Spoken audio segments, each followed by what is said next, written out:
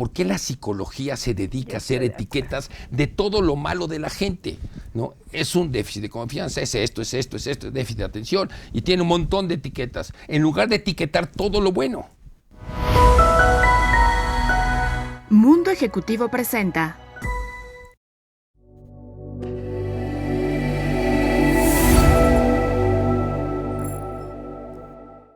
Hola, ¿cómo están? Soy Jennifer Nassif, esto es Maestría para el Éxito con Mundo Ejecutivo. Y hoy tenemos un invitado que, además de ser espectacular, es un amigo de hace mucho tiempo que además admiro y siempre le aprendo algo nuevo. Justo ahorita estábamos en la plática de cosas que ha experimentado, ha vivido y cómo eso le ha ayudado a tener una mayor sensibilidad, además de otros dones empoderados. Bienvenido, mi Jaime Delgado. ¿Cómo estás? Mi querida niña, qué gusto saludarte, gracias por invitarme. Y verte tan guapa, tan joven. Ay, no, bueno, ¿qué te tomas? Muchas gracias. Con tanta energía como siempre. Ay, gracias, mi Jaime. Sí, por suerte vamos en orden ahí todo. Ya tiene muchos años, digo, nos hemos encontrado, pero muchos años que hemos platicado a fondo. Siempre aprendo cosas padres contigo. Y aquel programa de televisión que teníamos, ¿te acuerdas? En TV Azteca hace siglos. Ajá. Pero ¿cómo se llamaba? Algo de café, ¿no? Estábamos ay, ¿cómo se llamaba? Algo de ligue, ¿te acuerdas? Sí, de parejitas. De parejas que yo hablaba del temperamento y tú les veías, no, estaba divertidísimo. ¿Cómo nos divertimos ahí? Sí. Pero hoy vamos a hablar de un tema mucho más fuerte, mucho más serio, pero muy interesante, que tiene que ver con el perdonar y el cáncer. ¿Cómo están relacionados? Mira, hay un libro que empecé a escribir, que no lo he terminado, que se llama Perdonar produce cáncer. Perdonar. Perdonar. No perdonar. Sino perdonar. A ver, explícanos. ¿Por qué produce cáncer? Primero vamos a entender el origen del cáncer. Ok. Hay que recordar que todas las enfermedades tienen un origen emocional.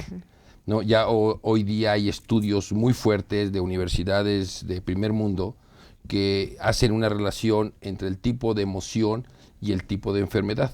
En el caso del cáncer, la emoción fundamental, porque puede ser una combinación de emociones, en el caso del cáncer la emoción fundamental es el resentimiento. Entonces, dependiendo la parte del cuerpo donde te dé cáncer, es el tipo de resentimiento que tienes. Por ejemplo, el cáncer en el pecho, ¿no? El cáncer de mama, ¿no? Es un resentimiento normalmente hacia el esposo. ¿No? El de mama es hacia el esposo. El de mama es hacia el esposo. Ok. ¿No? Es una relación ahí de resentimiento con él. Un cáncer de matriz está relacionado con los padres o con los hijos. Okay. Un cáncer de colon está relacionado con cosas que te vas aguantando. Okay. Un cáncer en la sangre es no quiero vivir, ¿no? Un cáncer en huesos es una desestructura total, ¿no? ¿Y qué porcentaje de esto, Jaime, es emocional y qué parte es una predisposición genética? Lo que pasa es de que, vamos a ver, hay personas que tienen una mayor predisposición genética, pero lo interesante es que tienen patrones de conducta, patrones de creencias heredados de sus padres. Claro. Entonces, la predisposición genética va de la mano de los patrones de conductas que heredaron de sus padres, abuelos, bisabuelos, etcétera. Sí. Entonces, es muy difícil dividir. Es muy difícil dividir y además hay una psicología similar, ¿no? Que es de donde viene, ¿no? El padre que le dio cáncer. Es como la obesidad. Los hijos de papás obesos que tienen sin número mayor probabilidad de ser obesos, pero no sabes si es por los hábitos alimenticios que heredan de los papás o es genético y qué porcentaje viene de cada uno de estos. Es muy difícil dividir eso, ¿no? Exactamente. Es parte de, ¿no? Y en el caso del cáncer, hay personas que tienen una genética más probable de que le dé el cáncer, hay otros que la tienen menos, pero finalmente si tú produces la emoción, la tengas o no la tengas, la probabilidad de que te dé cáncer es altísima. ¿No? O sea, entonces es resentimiento. Entonces ya entendimos la parte del cáncer. El cáncer van a ser de resentimientos. Bueno, la segunda parte es entender la parte de la psicología, que es el perdón, ¿no? Cuando tú perdonas a alguien, quiere decir que en tu mente tú estás pensando que alguien te hizo algo. Hay un victimario y hay una víctima. La víctima soy yo, el victimario es esa persona, ¿no? Bueno, mientras yo piense que alguien me hizo algo, hay un resentimiento. Claro. Entonces, y no tuve nada que ver, a mí me la hicieron. Claro, yo te perdono, desgraciado infeliz maldito, por todo lo que me hiciste, y yo que soy tan bueno, y yo que tal cosa, no, te perdono. Pero la verdad es que si te estoy perdonando es que sigo pensando y sintiendo que tú fuiste el responsable. Que tú eres el responsable de lo que me pasó y que tú me hiciste algo. Sí. No, por lo tanto estoy resentido contigo, pero ok, te perdono. Pues no te quiero volver a ver, ¿eh? Sí. No, pero te perdono. Sí. ¿No? Entonces, ¿qué es lo que pasa? Que mentalmente tú puedes agarrar y decir, ok, ya está bien, ya estamos en paz, ya estuvo, ¿no? No es alguien que quiero en mi vida, pero ya lo pasé, ya lo olvidé. Pero dentro de ti, el sentimiento de enojo, el sentimiento de frustración, de resentimiento, de agresión, ahí se quedó. Pero, ¿qué pasa, por ejemplo, en un escenario extremo? Tu papá te golpeaba, te maltrataba, te hizo un súper daño y te da cáncer después porque tienes ese resentimiento. Pues no, si eres víctima, ¿no? De esa situación, ¿o no? Lo que pasa es de que vamos a definir en todo lo que es víctima. Sí. ¿No? O sea, uno tiene que entender varias cosas. La primera, una agresión es una interpretación. ¿Okay? No vamos a ir ahorita a la parte física. Ah, ok, emocional. ¿Okay? O sea, la parte física es otra cosa. Okay. Una agresión es una interpretación. Okay. Si yo le digo a la persona que nos está viendo ahorita, chin, chun, chan, chen, chen, pues nada, ¿no? Uh-huh. Porque lo que interpreta es nada, ¿no? Sí. Pero le acabo de decir una mentada de madre en chino. Sí. ¿Me explico? Sí, perfecto. Pero si yo se la digo con groserías y un aspaviento y todo, oye, espérate, ¿qué te pasa? Y entonces se siente ofendido o ofendida. Es correcto. Entonces, primero, ¿no? Una agresión es una interpretación. Uh-huh. Todas las agresiones que ustedes viven es la interpretación que ustedes hacen de lo que alguien dice o hace o percibes, ¿no? Uh-huh. Bueno, eso es lo primero. Lo segundo, solamente me lastima algo donde yo soy vulnerable, uh-huh, ¿no? O sea, a mí alguien me puede decir una serie de cosas, ¿no? Sí. Alguien le puede decir, eres un tonto y sabe que es inteligente y no le afecta, pero le dicen, es un gordo y es medio llenito y eso sí le hiere el corazón, ¿no? O sea, es más susceptible a ese tema que al otro. Exactamente, ¿no? Entonces, el tema es, soy vulnerable, solamente te va a lastimar algo en donde tú seas vulnerable. Okay. Decía Carlos Castaneda, lo has de haber leído. Sí, claro. ¿No? Él escribió un libro muy famoso llamado Las enseñanzas de Don Juan, y de ahí escribió 22 más, tiene 23, en 20 idiomas, ¿no? Es un antropólogo que estudia con un chamán yaqui, que es Don Juan, y le va enseñando esta filosofía, ¿no? Y una de las cosas que dice es, para cualquier persona que quiere evolucionar, lo mejor que le puede pasar es tener un tirano en su vida. Porque el tirano es la persona que sabe tocar donde te duele. Claro. Lo más sensible, tu talón de Aquiles. ¿Y quiénes son los principales tiranos? Uh-huh. Los que viven contigo. Claro.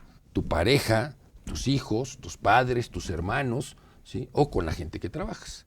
Esos son los principales tiranos, ¿no? Uh-huh. Porque saben dónde tocarte, saben dónde lastimarte. Bueno, y decía Carlos Castaneda, pero todavía lo mejor es tener un pinche tirano, ¿no?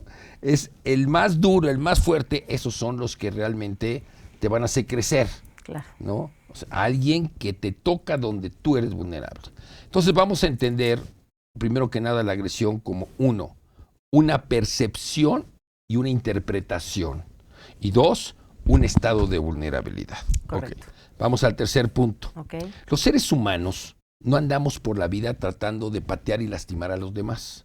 Ni tu esposa, ni tu esposo, ni tus papás hacen las cosas para lastimarte, ¿no? En una etapa de mi vida yo tuve problemas con mi esposa. Okay. Y el problema fundamental es, tú sabes, yo soy un deportista, ¿no? De alto rendimiento, lo fui siempre, y soy un meditador, y de repente mi esposa fumaba, ¿no? Y para mí el hecho de que fumaba era una agresión. Y yo me decía, ¿por qué fuma si sabe que me molesta? Pero fíjate mi interpretación, como si ella fumara para decir, voy a fregar a Jaime, ¿no? Sí. ¿Por qué fuma si sabe que me molesta? A modo de paréntesis, escribí un libro que se llama Las frases que harán grandes a tus hijos. Y cómo nosotros como papás a veces programamos todo lo contrario de lo que queremos con nuestros hijos a través de estas frases. Por ejemplo, Pues cuando agarras y le dices a un hijo, por ejemplo, lo que tú quieres es que ese niño sea un niño que no sea como su papá. Okay. Y de repente le dices, ¿no? Es que eres igual que tu padre, claro. Eres un inútil, tú se lo estás diciendo. Ya lo estás programando a hacerlo. Tú lo estás diciendo. Lo estás decretando. Para que no lo sea, ¿no? Sí. Existe algo que se llama el shock, ¿no? Ya me salí un poquito del tema, pero déjame No importa, porque es importante. ¿No? Existe el shock. Una ocasión estaba yo en Madrid, me entrevistan en un lugar que se llama Palencia, que está a 1 hora de Madrid, y me dan 5 minutos para la entrevista. Me quedo 23 minutos hasta que termine el programa hablando de esto precisamente. Okay. El shock es un estado en donde cuando alguien te grita, sí. ¿no? Cuando te pasa algo impactante, ¿no? Tus mecanismos de defensa se vencen y la siguiente información entra directamente al inconsciente y ¡pum!, queda programado. Esto es demasiado importante. Tenemos que ir a un corte, pero no se preocupen. De regreso, repetimos este punto que dijiste, mi Jaime, para retomarlo y darle la respuesta.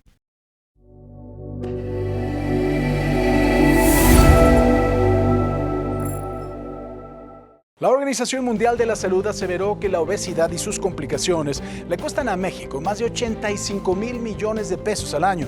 El INEGI confirma que la prevalencia de esta enfermedad ataca 66% de hombres y 71% de mujeres en edad adulta en nuestro país. Te presentamos Silapsti, la solución en gotas y auxiliar en tratamientos para el control y baja de peso. Cada frasco de Silapsti contiene la cantidad perfecta de Fucus, Frángula, hinojo, abedul. Silapsti le ayudará a disminuir la ansiedad y si a eso le suma una alimentación balanceada, actividad física, gracias a la energía que este tratamiento le proporciona y el consumo de agua, podrá lograr el peso deseado mucho más fácil.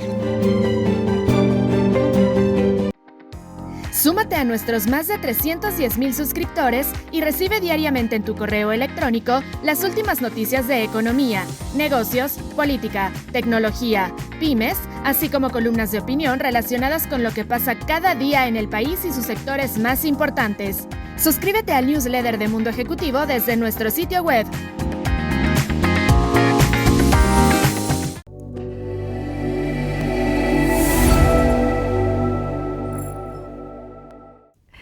Ya estamos de regreso aquí en Maestría para el Éxito y el tema está, bueno, ahora sí se me está yendo como agua el tiempo.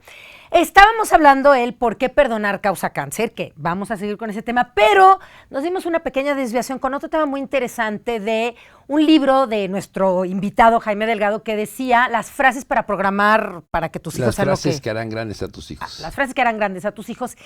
Y nos estabas platicando que cuando... Vamos a retomar. Tú le dices a tu hijo lo opuesto que quieres y obtienes lo opuesto. ¿A qué vamos? Te choca que sea holgazán como el papá. Entonces tú le dices, es que estás igualito a tu papá, igual de holgazán. Y entonces, ahora sí explica. La intención de la mamá es, te lo digo para que tomes conciencia y no seas así. Esa es la intención de la mamá. Uh-huh. Pero lo que está haciendo es el shock. Quiero que te imagines una escena, por ejemplo. Uh-huh. El papá, que es el héroe del niño, ¿no? Uh-huh. Grande, con voz, etcétera.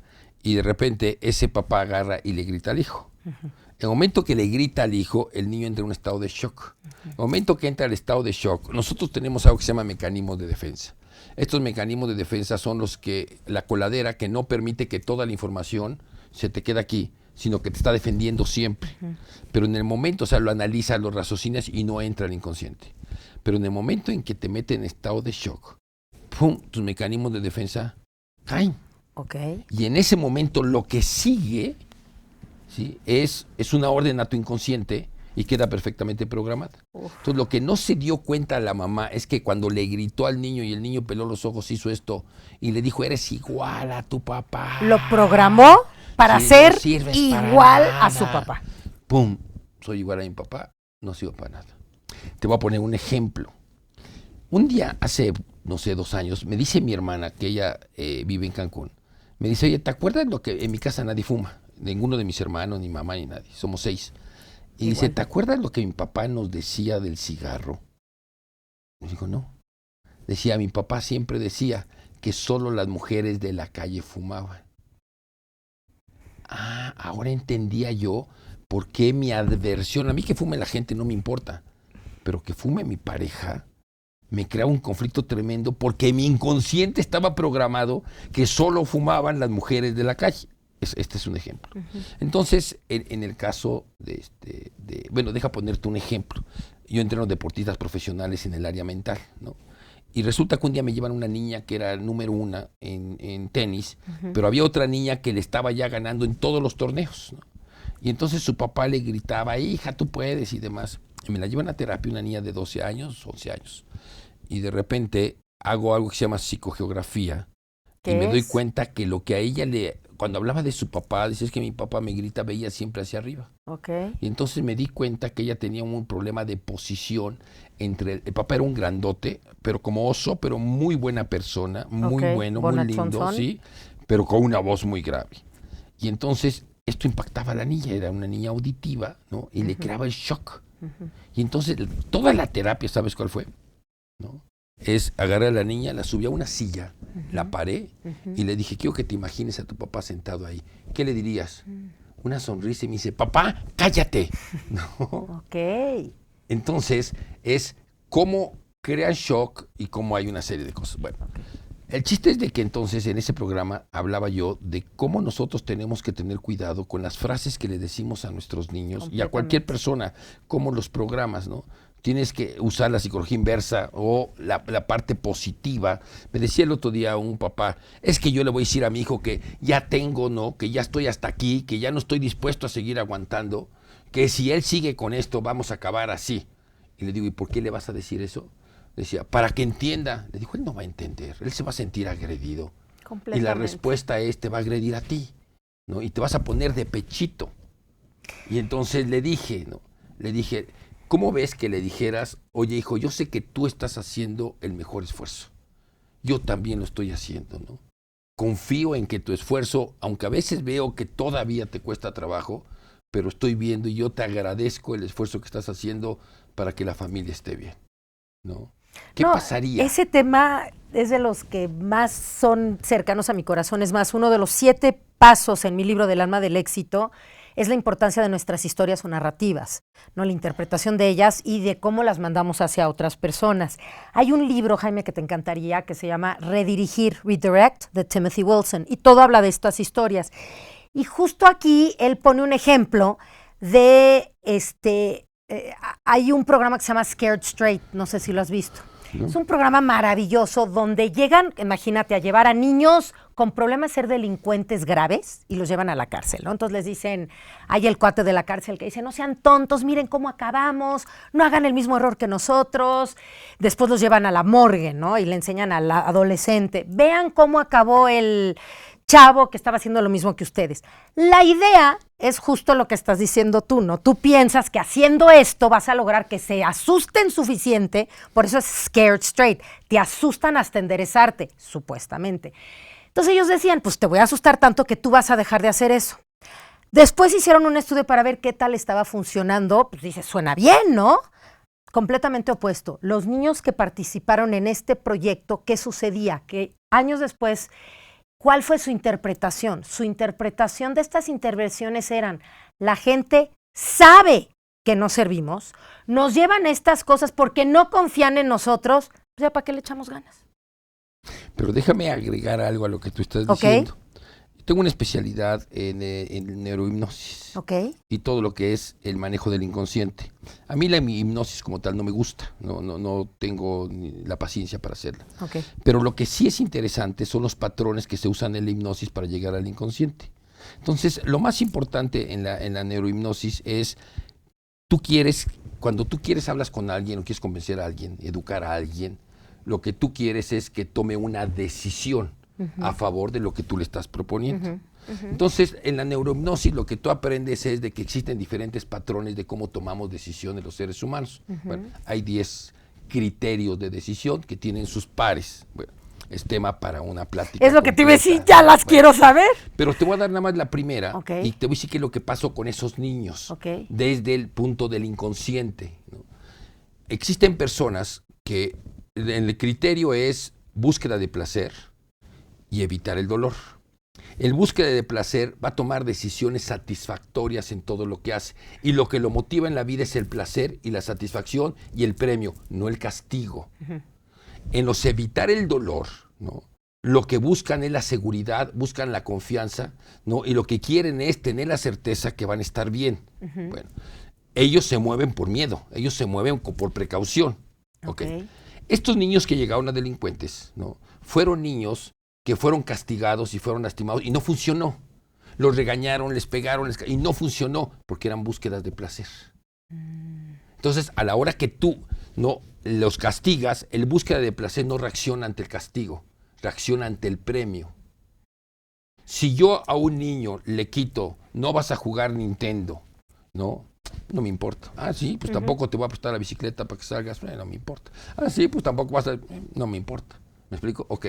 Pero si después le dices, mira, si haces tu tarea, te presto el Nintendo. Eso es lo que motiva la búsqueda de placer. Si haces esto, te regreso esto. Entonces, ¿qué es lo que pasa? Estos niños cuando llegan ahí, es que son niños de búsqueda de placer que han sido tratados a través del castigo y del dolor y les vale. Y cuando llegaron a este experimento, pues eran un manojo de niños búsquedas de placer, muy castigados, y no les importa, y nuevamente los quieren castigar y los quieren amedrentar a través del miedo, y no funcionan así. Totalmente. Ese es el inconsciente. Totalmente. Y déjame regresar ahora al punto de las historias. Ok. Cuando yo me caso con Lidia, ¿no? Sus hijos, Memo tendría 10 años y la niña tendría como 13 años. Moni, la niña, una niña que todos los días amanecía de malas. Okay. Tenía un genio de la patada. Entonces, ella estudiaba en el Oxford y entonces le dije yo a mi mujer, le digo, oye, déjame llevarla yo todos los días a la escuela. Y me dijo, ¿de verdad? Sí, yo quiero llevarla a la escuela. Entonces, yo en las noches preparaba historias, ¿no? O sea, una de las facetas de mi vida es contar historias.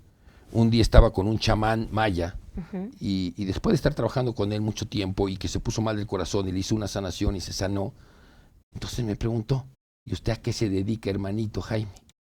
Y entonces le conté que yo contaba historias, ¿no? Que yo viajaba por el mundo contando historias.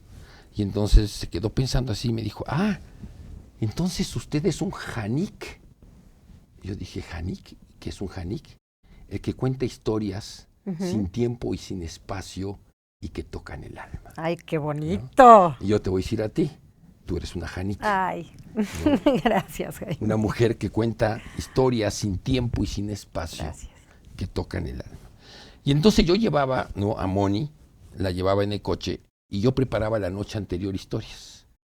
Y entonces yo empezaba todo el camino al Oxford, yo le iba contando una o dos, a veces me daba tiempo hasta de 3 cortitas. Y entonces ella decía, ay mamá, lo que quieras, pero que Gordy, me decía Gordy, pero que Gordy no me cuente historias, porque se hacía la dormida. No te creo. Espérate, no. pero además lo hacía en broma, en broma y en burla. Sí, es que Gordy me cuenta sus historias. Bueno, pasaron más o menos 3 semanas, un mes, todos los días le contaba historias. A las 3 semanas empezó a despertarse contenta, ¿no? Al mes cantaba. Cuéntanos de qué eran las historias. No, eran historias que van relacionadas, o sea, todo era el inconsciente para que la niña estuviera contenta. Pero como que danos una idea, como qué tipo de mensajes llevaban las historias. Pues no, hay muchísimas, no me acuerdo cuáles le contaba, pero dependía, era el mal humor, siempre hablaba de las niñas felices, ¿no? Y siempre hablaba de las princesas y le contaba muchas cosas de este tipo, ¿no? O sea, y estas personas eran alegres y eran sonrientes y contagiaban energía. O sea, un mensaje de que la alegría consigues más. Yo le preguntaba a ella, ¿no? Durante el día le preguntaba, pues, buscaba qué era lo que le gustaba. Le gustaba hacer gimnasia, quién quería hacer, pues yo de grande quiero hacer esto. Entonces yo usaba sus referencias mentales de lo que para ella tenía importancia. Cuando yo doy terapias a jóvenes, ¿no? O niños, o quien sea, normalmente pregunto cuáles son sus hobbies, qué hacen, qué todo, porque de ahí me voy yo a basar para hacer los procesos. ¿Ves cuáles son sus intereses para saber cómo engancharlos? Yo he dado un promedio de 30,000 terapias, coaching o asesorías en 20 países. Y te puedo decir que el 85% por lo menos de las terapias que he dado llegan con un diagnóstico equivocado. Y te puedo decir Y te puedo decir que hay terapias que en una sesión me habla por teléfono una amiga de hace muchos años que tenía yo 5 años de no ver, una señora mayor, y me dice, Jaime, es que no tengo a quién más recurrir que a ti. mi hijo tiene este problema, pam, pam, pam. ¿Podrías hablar con él? Le dije, con mucho gusto. Él vive en Montreal, por de México. ¿Cómo no? Pásamelo por teléfono. Quedamos de hablar, al otro día hablo con él. ¿Qué diagnóstico tenía originalmente? Me dice, es que yo ya fui con el psicólogo y pues dicen que que probablemente sea bipolar. Okay. Soy un hombre muy celoso y muy inseguro, ¿no? Entonces le digo, a ver, platícame por qué eres bipolar, por qué eres esto. Y me empieza a platicar todo y le digo, ¿sabes qué? El problema es que ninguno de esos 3 cosas eres tú. No, sí lo soy. ¿No? Si tú quieres serlo, está bien. Yo no le dije, no lo eres. Sí, tú quieres serlo, está bien, ¿no? Bien. Y me quedé callado. Y me dice, ¿entonces qué soy? ¿No? O sea, yo no me peleo con su inconsciente. No, ¿para qué imponerse? Dejas que él solito tenga curiosidad. Entonces, ¿qué soy? Le digo, tú tienes un solo problema y muy fácil de resolver además. ¿De verdad? ¿Y cuál es mi problema? Es algo que si tú tomas conciencia de esto, te vas a dar cuenta que en unas cuantas semanas está resuelto y no tienes que ir a terapia ni nada. ¿Y qué es? ¿No? Lo único que tú tienes es que no sabes controlar tus emociones. Eso es todo. No eres un hombre celoso por esto y esto y esto. No eres un hombre inseguro por esto y esto y esto. Y no eres un bipolar por esto y esto y esto. Pero no sabes controlar tus emociones. ¿Qué te sugiero? ¿No? Y entonces yo sabía que había hecho karate. Entonces le dije, por ejemplo, el karate es un deporte muy explosivo. Cualquier cosa que hagas explosiva va a sacar esto, o hacer prácticas de energía o de vacío mental, Qigong, que son más complicadas, el caso del vacío mental para los latinos, pero el Qigong sí. Entonces, el camino suave se llama Qigong, que con mucho gusto te lo enseño. Digo, no tengo que enseñártelo yo, métete a mi página de YouTube, Jaime Delgado Orea, y tú vas a ver ahí la enseñanza de Qigong, un video, y póntelo a hacer todos los días y tú vas a ver cómo todo eso se va a ir. O ponte a hacer karate y grita mucho que hay, y haz golpes y pega un domi o en el aire, y también se va a salir, o las dos cosas. Bueno, me habla su mamá y me dice, Jaime, es increíble. ¿Qué le dijiste? Le digo, ¿por qué? Es que nada más habló contigo y ya cambió. Nada más fue eso. Porque cambió su perspectiva de sí mismo. Sí. Esas etiquetas, yo no entiendo. ¿Están de acuerdo? Yo no entiendo por qué la psicología se dedica a hacer etiquetas de todo lo malo de la gente, ¿no? Es un déficit de confianza, es esto, es déficit de atención, y tiene un montón de etiquetas, en lugar de etiquetar todo lo bueno. Completamente. Entonces, mi trabajo es, la gente llega lleno de etiquetas. Estaba yo en un lugar que se llama Jerez de la Frontera, en el sur de España. Y me traen, estoy dando terapias, y me traen a un jovencito de unos 14 años, estudiaba secundaria, y de repente entra y me dice, no, pues es que yo no sirvo. Le digo, ¿qué te puedo servir, mi amigo? Y me dice, no, pues es que yo no sirvo. Ah, no sirves, ok. ¿Por qué? Porque tengo déficit de atención. Entonces yo no puedo estar concentrado en nada, entonces es un problema porque tú no puedes estudiar y no puedes hacer cosas y pues no sirvo. Ok. Le digo, oye, por cierto, ¿te gusta el fútbol? Sí. ¿A qué equipo le vas? No, pues al Real. Ah, ¿y tu papá? Pues también al Real. Ok. ¿Y alguna vez has visto un partido de fútbol? Claro. Y le digo, ¿y lo ves todo? Claro. Y me dice, pues sí. Oye, pero a ver, dura 45 minutos, un medio tiempo, y luego otros 45 minutos. ¿Cómo le haces? Ah, pues no sé. Pero entonces no tienes déficit de atención. Oye, ¿y te gusta jugar en juegos en Nintendo o en Xbox? Sí, no soy campeón. No es cierto. Sí, decía, soy campeón. Le digo, a ver, ¿y cómo se hace un campeón? No, pues es que yo practico todos los días, 2 horas, y con todos mis amigos hay un torneo aquí en Jerez y yo les gano. 2 horas, sí. 2 horas estás concentrado, sí. Ok. Pues no dices que tienes déficit de atención. Pues sí. Y platícame de la escuela, ¿no? ¿Cuántas materias llevas? Tantas. ¿Qué materias tal? ¿Cuántas materias llevas reprobadas? Pues 4 o 5. Y aprobada, pues otro tanto. Ok. ¿Y cuáles son los maestros más aburridos? Pues tan, las reprobadas. Claro. Y los otros, no. Ok. Tú no tienes un problema de déficit de atención. No. Lo que tienes un problema es que tú necesitas estar muy motivado para hacer las cosas. Hay falta de interés. Entonces, cuando hay buenos maestros, te motivan. Cuando es jugar o cuando es fútbol, te motivas y estás atento. Y seguramente era hasta más inteligente de lo normal, lo cual hace que se aburriera más fácil de muchas eso cosas. Pasa en otros casos, así es, ¿no? Entonces le dije, pero cuando las cosas son de flojera, pues no te detienes. Me dice, pero mira, se le pusieron los ojos vidriosos, y me dice, entonces sí puedo estudiar. ¿No? ¿Puedo estudiar una carrera? Le digo, puedes estudiar una carrera y una maestría y además ser el mejor, porque tienes capacidad de concepto. Pues tú sabes lo difícil que es ser campeón como tú eres. requieres un nivel de concentración y de seguridad y de confianza. Y de repente el niño se levanta, abre la puerta, él venía con su abuelita. Abuelita, abuelita, el mexicano dice que no estoy enfermo, abuelita, y que sí puedo estudiar. No nos damos cuenta de lo que impactan y la gravedad de las etiquetas. Todo este libro que te digo, todo el libro trata de eso y de cómo afectan. Y yo lo que les digo, porque es un concepto, aunque parece sencillo, complejo, pero yo lo que le digo cuando vienen a los papás y a los hijos, les digo, lo que le estás diciendo eleva o baja la autoestima. Si lo que le estás diciendo le hace daño a la autoestima, vas a obtener exactamente lo opuesto a lo que estás buscando. Así de sencillo, sin complicarnos a cosas más elevadas, ¿no? Pero se nos acaba el tiempo y este tema sí lo quiero cerrar. Perdonar causa cáncer. Entonces, regresando a la parte de cuando eres víctima porque te hicieron, ¿cómo revertimos dejar de ser víctimas cuando tu papá te golpeó, te maltrató y pues tú sientes que, pues, primero hay que... Vamos a evitar la parte física, nada más la emocional, pero me insultaba, me decía que era un bueno para nada, que no servía. Lo que pasa es que para comprender esto todavía faltan dos temas importantes. Ok. El primer tema es entender cuál es la respuesta. En lugar de perdonar, lo que yo tengo que hacer es aprender a comprender. ¿Qué es lo que tengo que comprender? Lo primero.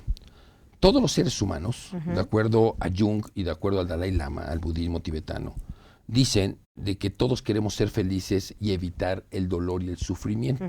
Bueno, en esta búsqueda de la felicidad o en este tratar de evitar el dolor y sufrimiento, los seres humanos a veces tenemos daños colaterales. Un ejemplo, de repente hay un niño que se enamora de ti, pero pues tú no estás enamorada de él y él quiere ser tu novio o él quiere casarse contigo. Pues tú dices, no, yo no quiero. Y el niño se va a llorar a su casa o el joven se va a llorar a su casa y su mamá te odia porque tú hiciste sufrir a mi hijo. Espérame, señora, yo lo que estoy buscando es mi felicidad o no sufrir con alguien a quien no quiero. Entonces, lo primero que tenemos que entender es que los seres humanos no somos tan importantes como para que la gente haga las cosas contra ti. El ejemplo del cigarro de mi esposa. No, ella no fumaba para lastimarme. Ella fumaba porque se le antojaba un cigarro, ¿no? Entonces, y no tenía nada que ver conmigo. ¿Por qué yo pensaba que tenía que ver conmigo? Porque se llama soberbia. Somos tan importantes que creemos que todo lo que hacen es por mí, ¿no? Ella fumaba por mí, para lastimarme, para hacerme enojar. Sí, ¿no? Correcto. Okay. Entonces, lo primero tengo que comprender de que los seres humanos, ¿sí?, están buscando su felicidad y evitar el dolor y el sufrimiento, no lastimarme. Lo segundo que hay que comprender es que los seres humanos no venimos a cubrir las necesidades tuyas. O sea, ni siquiera tu mamá y tu papá te pueden cubrir tus necesidades porque ellos están tratando de cubrir las suyas. Por eso esa frase amorosa de es que él me complementa, que suena muy romántica y bonita, es una cosa espantosa. Porque Pues estás sí, buscando podría quien ser. te complemente en vez de tú buscar, tú complementar tus huecos y compartir cosas con la otra persona. Me gusta, ¿No? me gusta, se oye muy bonito así. Sí. Bueno, es que me recordó lo que tú dijiste Yo no ahorita, lo mi había Jaime. visto así, pero me gusta, está bien, ¿no? Entonces, el tema es entender que no es responsabilidad de nadie resolver es que yo necesito cariño. Pues sí, pues tú lo necesitas, es una vulnerabilidad, tienes que resolverlo. Pero ¿por qué le echas la bronca a esa persona? Porque no te da ese cariño, porque no te dice que te ama, porque no te apapache. Lo que tienes que entender es que un padre no puede darte lo que no tiene en ese momento. Si tú me dices, Jaime, dame $1 millón, pues no traigo. Pero es que yo necesito $1 millón, no traigo. Pero es que dámelo, porque si no voy a sufrir. No tengo. ¿Cómo te doy lo que no tengo? Correcto. Entonces, los padres, ¿qué es lo que dan? Lo que pueden, ¿no? Un día un maestro egipcio, ¿no?, me hablaba de la cultura egipcia y cómo educaban a los niños en la antigüedad, en aquella época gloriosa de los egipcios, ¿no?, en donde los padres les decían a sus hijos, hijo, perdóname, ¿no?, porque estoy aprendiendo a ser papá. Y el hijo le decía, papá, perdóname porque estoy aprendiendo a ser hijo. Wow, wow. Y entre los dos trataban de aprender, ¿no? Mi Jaime, Se ya acabó el me tiempo. presionaron 4 veces. Traté de ignorarlos, no me dejaron. ¿Cómo cerramos este tema? Simplemente aprendan a comprender a la gente, ¿no? Dejen de ser tan yo, que quieras que las cosas las hacen contra ti. No, esa persona está sufriendo, esa persona está tratando de resolver su vida. Tú no tienes nada que ver en eso. Mira, yo lo podría, con el tiempo que queda, el título es Perdonar causa cáncer, que todo lo que hemos escuchado es al revés, ¿no? Es que si no perdonas te da cáncer, pero lo que nos estás diciendo es que si llegas al punto de tener que perdonar, significa que la situación la tomaste personal, absorbiste como fue en contra tuya, en vez de tratar de entender de dónde venía esa persona, ¿sí? ¿Vamos bien? ¿De dónde venía esa persona? ¿Por qué hizo lo que hizo? Y no fue en contra tuya, fue por falta de conocimiento y no supo qué hacer. Igual repitió patrones de lo que habían hecho sus papás y sin querer, no fue con querer, y te hizo un daño que tú permitiste en ese momento tomar y adoptar tuyo. Entonces, en el momento que tratas de entender de dónde vino, por qué lo hizo, va a ser más fácil soltar, y si sueltas, ya no tienes que perdonar y entonces vas a ayudar a que no te enfermes. Voy a decir... O me rebusqué mucho. Quiero decir que eres una mujer brillante. O sea, brillante. Hiciste una excelente conclusión. Gracias, mi Jaime. De verdad. Voy a terminar yo con un agregado. Sí, por favor. ¿No? Y esto es durísimo. Ok. Tú no puedes resolver un problema emocional con un proceso racional. Tiene que entenderlo la gente.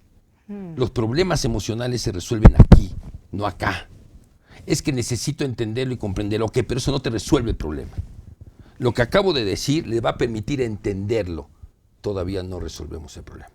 Por lo menos comprender, voy a aprender a que no lo hizo contra mí, pero me sigue doliendo. Es correcto. Me sigue lastimando. Pues ese es nada más el primer paso. Entonces, este es como la quinta parte de lo que podríamos plantear. ¿Qué tal si hacemos una segunda parte? Porque vamos a darle seguimiento en otro programa a este mismo tema, mi Jaime, porque ya de plano están a punto de casi ponernos musiquita de los Óscares, ya sabes, para sacarnos. Ni hablar, vamos a hacer una segunda parte, estén muy atentos. Esto es Maestría para el Éxito. ¿Dónde te buscamos, mi Jaime, para saber mucho más de tu información tan valiosa?